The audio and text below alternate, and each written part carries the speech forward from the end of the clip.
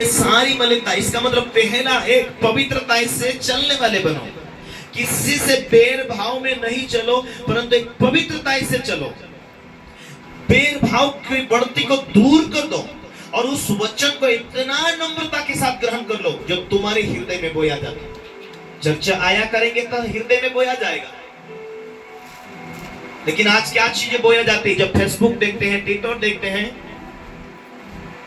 और बहुत कुछ ऐसे ऐप्स देखते हैं जहां पर यूट्यूब देखकर सारी बातें दूसरे जो देखकर हम वो बोए जाते कान के अंदर, वही हृदय में रहते हैं। जो बाहर से हम बोया जाते ठट्ठा मजाक निंदा, और लोग महीना महीना गुजार देते हैं, 4 महीने 6 महीने मीटिंग में नहीं आ पाए, तो जो बोया है अंदर वो जमा हो रहा है। इसलिए लोग आसानी से आंसू नहीं बहा पाते, वचन को ग्रहण नहीं कर पाते, वो प्रार्थना नहीं कर पाते। हालेलुया। लोहार जिस रीति से आग के अंदर लोहे को तपाया जाता है और थोड़ा भी ठंडा पड़ जाता है तो वो कड़क होते जाता, फिर उसे तपाने के लिए अंदर डालते हैं, फिर उसके ऊपर घनी मारते हैं, फिर उसके ऊपर छिना मारते हैं। जब तक वो पूरी रीति से तैयार नहीं होता तब तक उसे तपाया जाता है।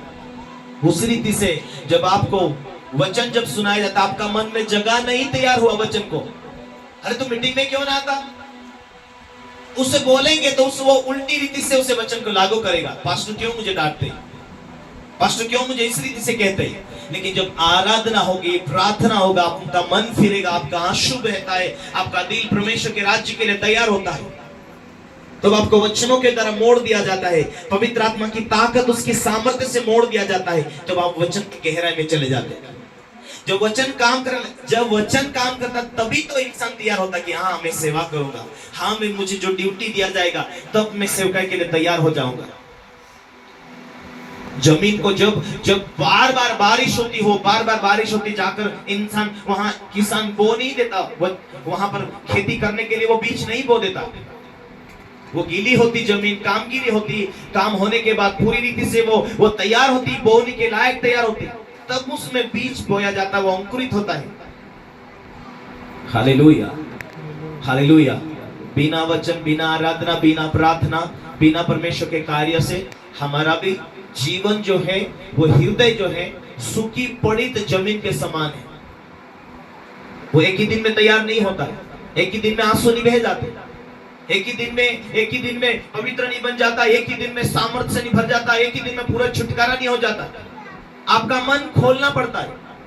आपके कमरे में आप जाते हैं, आप अपने हाथों से दरवाजा बंद करते हैं, कोई बाहर से खटखटाता है, तुमको ही आकर खोलना पड़ता है, या कोई आकर वो ऑटोमेटिक खोल दे। तुम्हारे हाथों से जो दरवाजा तुम बंद करते और उसको खोलना है तो तुम्हारे हाथों से खोलना पड़ता है।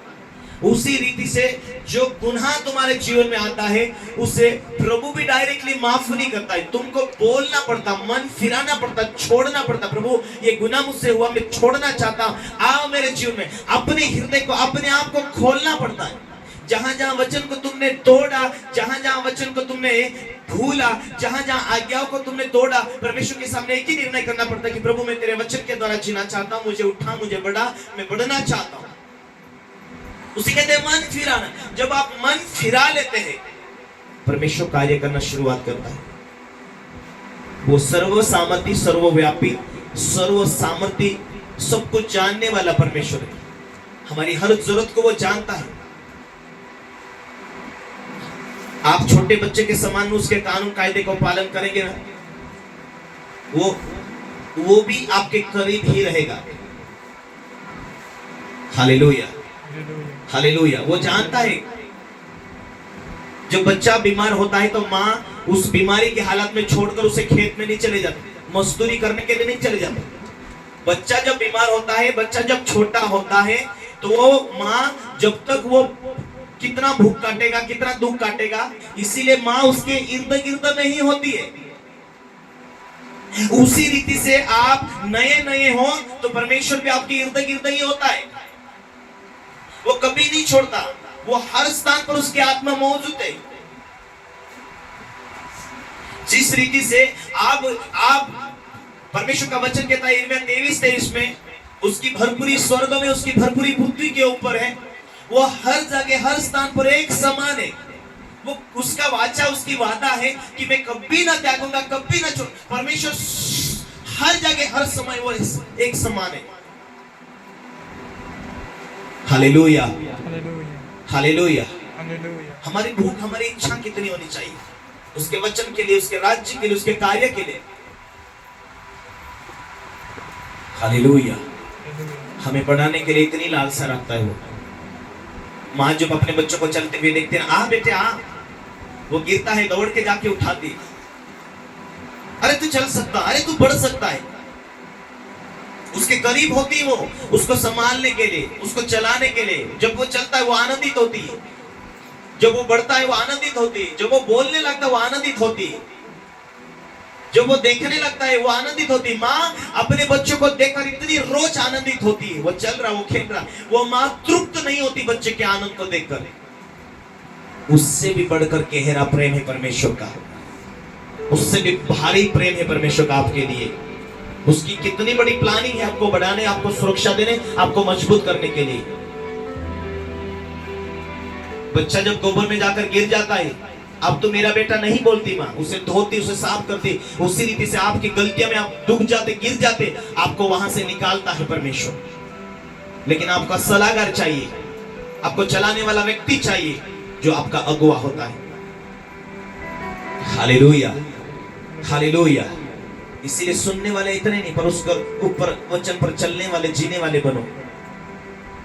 विश्वासी लोगों का बोलना चेंज हो, विश्वासी लोगों का देखना चेंज हो, विश्वासी लोगों की प्रार्थना जो परमेश्वर के वचन, उसकी इच्छा के अनुसार हो। क्यों नहीं परिस्थिति बदलेगा। छोटी सी कुछ मुश्किल आई तो मान के चले ये परीक्षाएं, थोड़ी सी गरीबी आई तो मान के चले ये परीक्षाएं। तरह तरह के परीक्षा इर्द गिर्द रहती है, लेकिन उन परीक्षा में हम यदि प्रभु के वचनों से दूर जा रहे, संगति से दूर जा रहे, तो परमेश्वर ने जो बड़ी प्लानिंग बना के रखे हैं उसमें हम प्रवेश कैसे होंगे। दुनिया के डराने से ना डरो, दुनिया के सताने से मत पीछे हटो, तुम अधिक मेहनत करने वाले बनो। हालेलुया।